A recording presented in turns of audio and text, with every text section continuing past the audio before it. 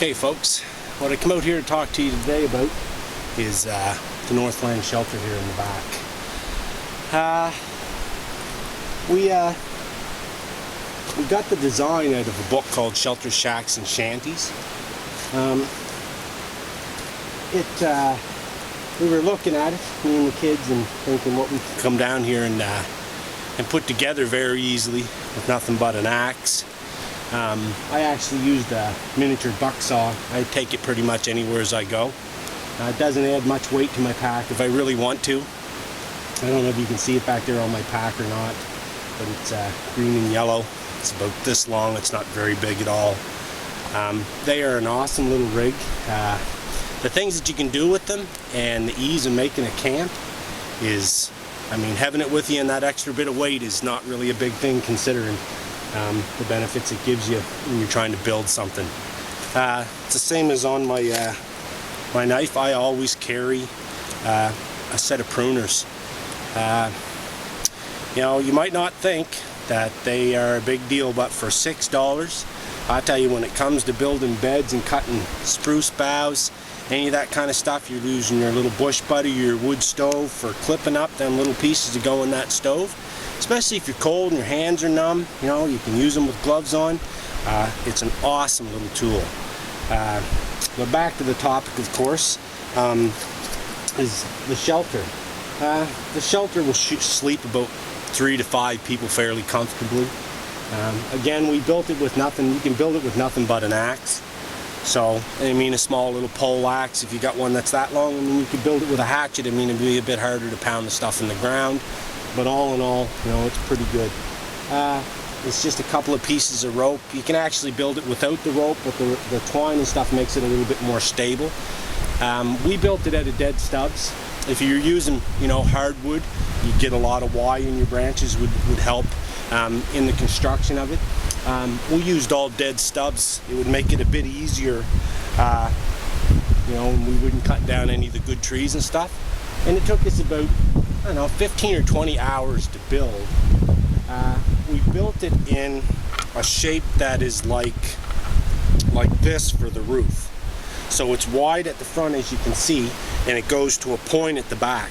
We did that. It's supposed to be like this all the way along, with the trees like this coming up all the way to the back, so it gives you more room, actually makes it bigger. But we built it like this so we could use less trees. You actually fit less people in it, but it really didn't take a lot away from the shelter. I mean, you know, you go from this to this. I mean, it's a little bit of a difference, but when you're only using it for 3 people, it don't make much of a difference anyway. And we did it to save up on trees. You can see up at the top, we didn't do a big job of cutting the trees off straight. I mean, a lot of them are just hacked off and broken. So I mean, like I said, it's mostly all dead stubs that was laying on the ground. I don't think we used one live tree except for the tree up there in the corner on the left. We've had a lot of trees blow down. I've actually got to go cut these down. I mean, if you were constructing this shelter at something this size and had, you know, a power saw to do it, like the shelter you could build would be awesome. Or something, you know, this size. I don't know if you folks can see that there. Or even something this size you could actually cut down with an axe. Like something that size, you could put up a shelter like this that you could sleep 6 to 8 people in, and you could build it so easy. You know, like it would take nothing to build a shelter that big with sticks, trees that big, right? I mean, they're an awesome shelter, and they're very, very warm in the winter. Because, you know, when the trees come up like that on it, we put moss on the sides of it, just off of the ground, and then when the snow comes, the snow stuck right to that moss, and then we just piled it up along the edges. We got a little bit more work to do to pile it up on the back to cover it up a little bit more, but I think once it's covered up, you hang a blanket over that front entrance doorway, and you got something that you could heat with a couple of candles, eh? And the way it's built too, with the hole in the top, I don't know if you can really see it above top where my bag's hanging there. There's a hole in the peak up here, like this. And what it is that if you have a little fire going in there, the smoke rises right up through that. I'm in the process in the shop. I'm going to build, it's a little bush stove. It's constructed out of like really light gauge metal. It's small. I think when it's totally built, it only weighs something like 8 or 9 pounds, including the stovepipe. But you can, you know, take it with you if you're going to stay at a base camp, right? It's something that's not too heavy to carry, but it makes your life fairly convenient. And it's basically a wood stove that you can fit a stick in that's like 12 inches long, 14 inches. I think the depth of it in total is something like 15 inches.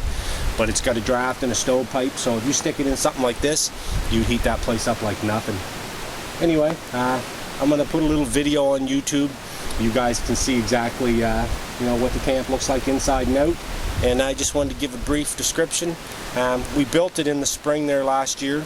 It's built in a swamp because we're limited to the amount of wood we got on this piece of property because it's been mostly cut down in the last 5 years. So we built it in here, but it's great to play in the winter, and it makes a great base camp. So there's a little brook out back, so we got lots of good water to boil and drink. So anyway, that's it. I hope you enjoyed the Northland Tilt.